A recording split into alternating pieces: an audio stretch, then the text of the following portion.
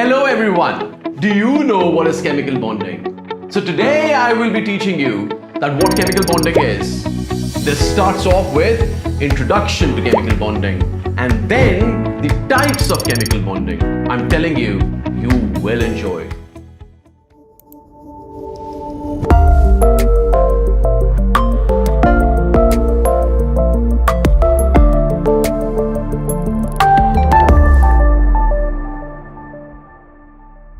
So guys, we start today with a new chapter, the chemical bonding.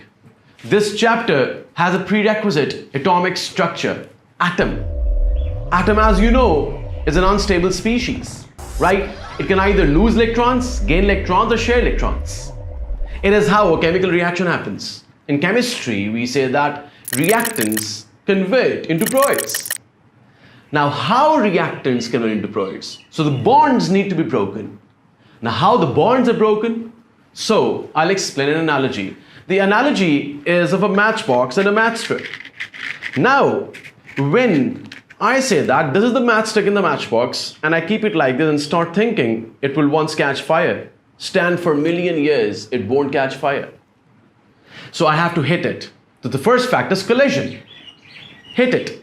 But hit it with the right amount of energy. And that is called as energy of activation. And then right orientation. If I hit this matchstick on this match strip, it will catch fire. But if I hit this matchstick over here, it will never catch fire.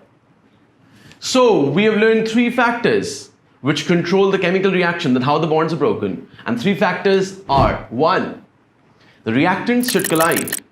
Second, they collide with the right amount of energy called as energy of activation. Third, they have to collide with a proper orientation.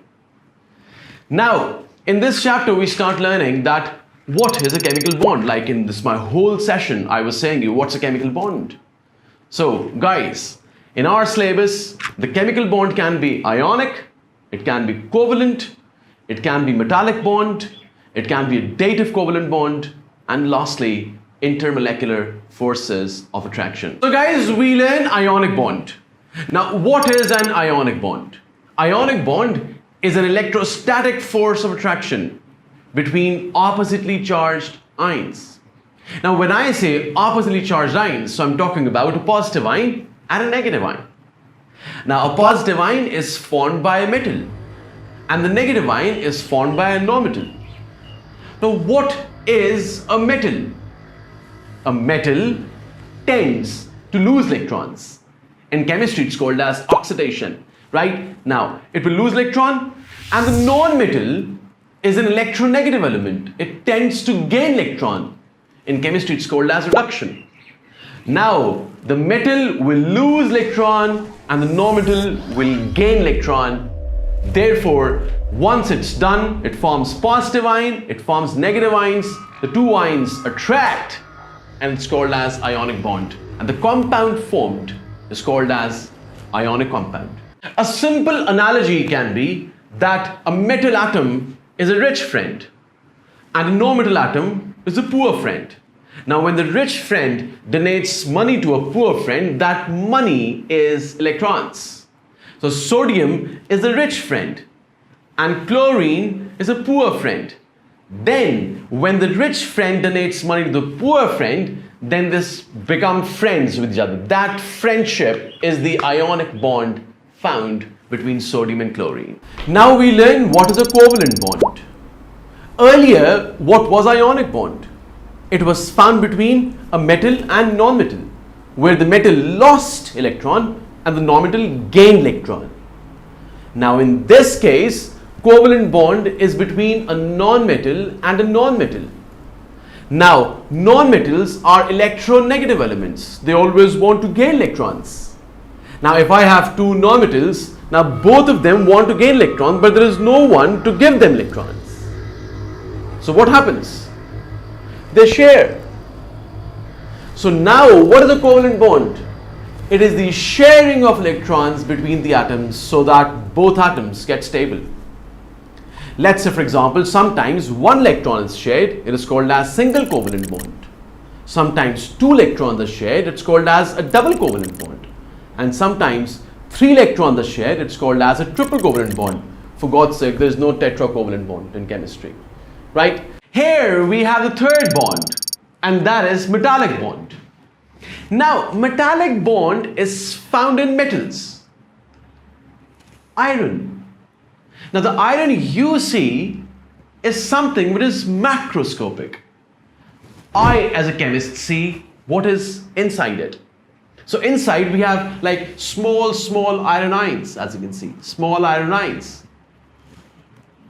They're not glued together. There's no glue in it. But there is some invincible force which are holding these particles together. Like friendship among friends. You can't see.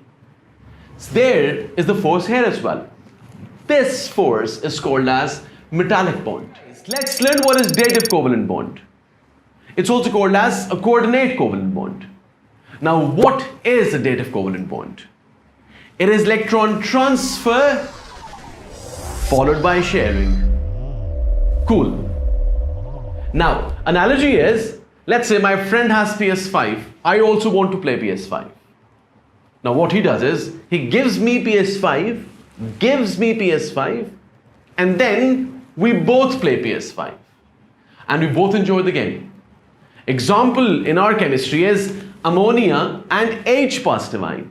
Ammonia will donate electron to H positive, then share and form ammonium. Now, ammonium has a dative covalent bond as well. Let's learn the last bond, and that is, guys, intermolecular forces of attraction. Forces holding molecules. Like we have inter-school competition between the two schools. So we have intermolecular force between the two molecules. This force is weak. Do not compare its strength with the strength of ionic bond or a covalent bond. Let's be clear. Now, what this force is, let's take an example. As you can see a man here, he is inhaling air. Now when he is inhaling air, he is inhaling millions of particles, not only one particle. It means all these molecules are connected to another molecule with a force. That force is called as intermolecular force. Right? It's a very weak force. If I move my hand, look, it's so free to move. May I be breaking so many intermolecular forces of attraction, and they're constantly reformed. So they're broken, they're reformed instantly. One more very fine example, it can be a boiling water. Now when I heat it, right? So what happens? These water molecules gain energy and they start escaping. Now H2O remains as H2O, but the only difference is in the liquid state, the molecules are closer together. They have a bit stronger intermolecular forces, but when the steam is produced, the intermolecular forces are overcome.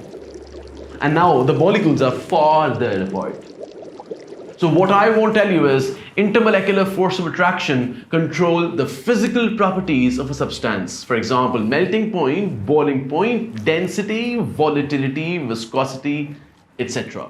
Stay tuned for more chemistry lectures. See you.